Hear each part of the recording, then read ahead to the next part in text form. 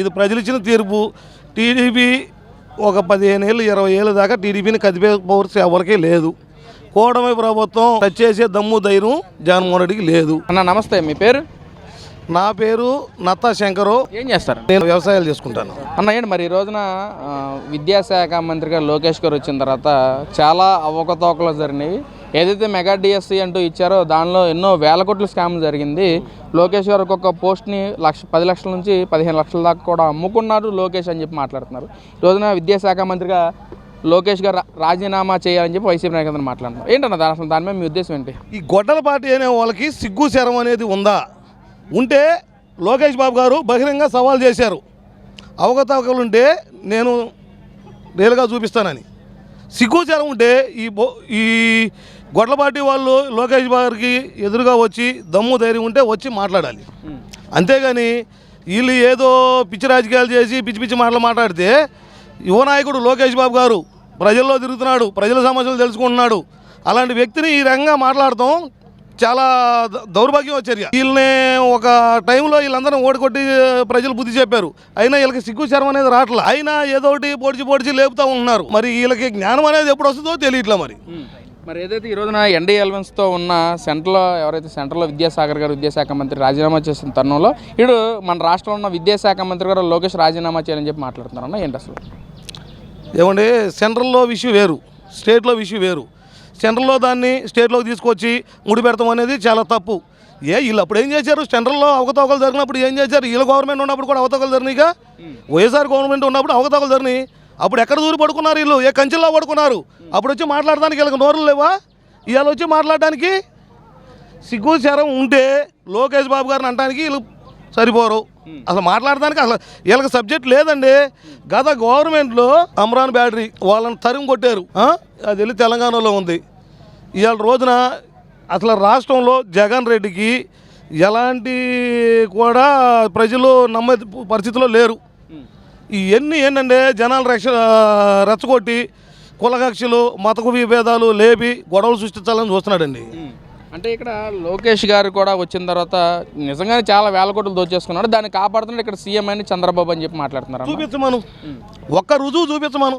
లోకేష్ బాబు గారు పలానా దానిలో పలానా విద్యాశాఖలో ఎక్కడైనా 10 రూపాయలు తిన్నాడని చూపించమను. ఇలా ఈ వైసీపీ పార్టీ వాళ్ళకి దమ్ము ధైర్యం ఉంటే చూపించమను, ఒక్కరిని చూపించమను, రుజువు చేసి చూపించమనండి. బహిరంగ సవాల్ విసురుతున్నారు కదా లోకేష్ బాబు గారు. లోకేష్ బాబు గారు బహిరంగ సవాల్ విసిరినప్పుడు వీళ్ళకి దమ్ము ధైర్యం ఉంటే ఎదురుగా వచ్చి మాట్లాడే దమ్ము ధైర్యం ఉండాలి. సార్ నుండి జనాలు రెచ్చగొట్టి ఇలాంటి విషయాలు మాట్లాడటానికి వీళ్ళకి అసలు రైట్స్ లేవు. ఇలా మాట్లాడటానికి అనర్హులు. నేను చెప్తున్నా ఇలా అనర్హులు. అంటే మేము లోకేష్ రాజీనామా చేసేంత వరకు కూడా మేము కూడా ధర్నాలు కూడా చేస్తాం. ఏదైతే సెంట్రల్లో జనతా అంతా ఎవరైతే యువకులంతా వచ్చి ధర్నాలు చేశారో మేము కూడా అదే విధంగా చేస్తామని చెప్పి మాట్లాడుతానన్నా ఏంటి? రమ్మను, లోకేష్ గారిది తప్పు ఉంటే చూపించి ధర్నా చేయమను, ధర్నా చేసుకోమనండి. గత వైసీపీ గవర్నమెంట్లో ప్రజాస్వామ్యంలో ప్రజలకి ఎక్కడా కూడా ధర్నా చేసే అవకాశం ఇవ్వాలి జగన్మోహన్ రెడ్డి.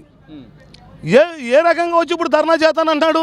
మానవత విలువలు ఉన్నాయా ఇప్పుడు? వీళ్ళకి సిగ్గు శరం ఉందా? ఏ రకంగా వచ్చి ధర్నా చేస్తారు వీళ్ళు? నేను అడుగుతున్నా వీళ్ళని. అంటే ఎందుకన్నా ఇటు వైసీపీ నాయకులంతా ఈ విధంగా మాట్లాడటం? గతంలో లోకేష్ గారు కానీ విద్యాశాఖకు సంబంధించిన ప్రతి ఒక్క ఐఏఎస్ ఆఫీసర్ కానీ అందరూ మాట్లాడేది అసలు డిఎస్సీలు ఎలాంటి అవకతవకలు జరిగినాయని చెప్పి మాట్లాడినా ఇటు వైసీపీ నాయకు ఇంకా తగ్గకుండా డిఎస్సీలు అవకతవకలు జరిగినాయి ఇంకా పట్టుబట్టి అదే దాని మేము అంటాం. ఈరోజు విద్యాశాఖ మంత్రి గారు రాజీనామా చేయాలని చెప్పి మాట్లాడటం ఎంతవరకు కరెక్ట్ అంటారు? అసలు వీళ్ళకి చేత రాదు, చేతనయ్యి చేసేవాడి మీద వీళ్ళు బురద చల్లుతున్నారు. నేను చెబుతున్నా కదా, వీళ్ళకి పని చేయడం చేత రాదు, చేతయ్యి చేసేవాళ్ళ మీద బురద చల్లుతున్నారు. వీళ్ళకి అధికారం అనేది రాదు. ఓ 20-30 ఏళ్ళ దాకా వీళ్ళకి అధికారం అనేది రాదు. వీళ్ళకి అవకాశం లేక ఇలాంటి బురద జిల్లే కార్యక్రమాలు చేస్తున్నారు వీళ్ళు. ఎందుకు రాదు? అసలు రేపు జరగబోయే పంచాయతీ ఎలక్షన్స్లోనే మా ప్రతిభ చూపిస్తాం, ప్రజల్లో తీవ్ర వ్యతిరేకత వచ్చింది కూటమి ప్రభుత్వం పట్ల, ఇప్పుడు ఎలక్షన్స్ జరిగిన వైసీపీ పార్టీ గెలిపించడానికి సిద్ధంగా ఉన్నారు ప్రతి ఒక్క సామాన్యుడు కూడా అంటున్నారు. మరి ఎక్కడ కూడా ఈ రాష్ట్రంలో బాబు గారి మీద కానీ లోకేష్ బాబు గారి మీద కానీ వ్యతిరేకత అనేది లేదు. ఎందుకంటే రాష్ట్రం అభివృద్ధి ప్రదంలో నడుస్తుంది.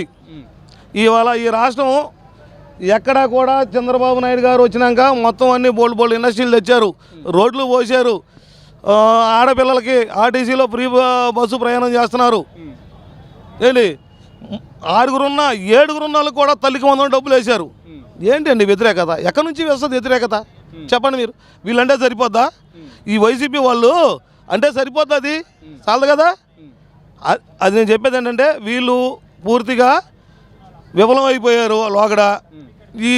వీళ్ళు బాబు గారి మీద, లోకేష్ బాబు గారి మీద బురదలే ప్రయత్నం చేస్తున్నారు, అంతేగాని వీళ్ళ వల్ల ఏం కాదు. ఇక్కడ సుపరిపాలన అందించిందే జగన్మోహన్ రెడ్డి. ఒకవేళ జగన్మోహన్ రెడ్డి చనిపోయినా బ్రతికినా తన ఫోటో ప్రతి ఇంట్లో ఉండాలి, ప్రతి మనిషి గుండెల్లో ఉన్నట్టుగా పనిచేసాడు గతంలో జగన్మోహన్ రెడ్డి అంటున్నారన్నా. దాని మీద మీ అభిప్రాయం ఏంటి? జగన్మోహన్ రెడ్డిని చచ్చిపోవాలనుకుంటే చచ్చిపోమనండి, ఎవడొద్దన్నాడు? బతుకు బతుకుండి ఎవరికేం మేలు చేశాడు? నాకైతే ఏం మేలు జరగల. ఏంటి గుండెల్లో కాదు, ఇంట్లో కాదు, ఎక్కడా పెట్టుకోరు.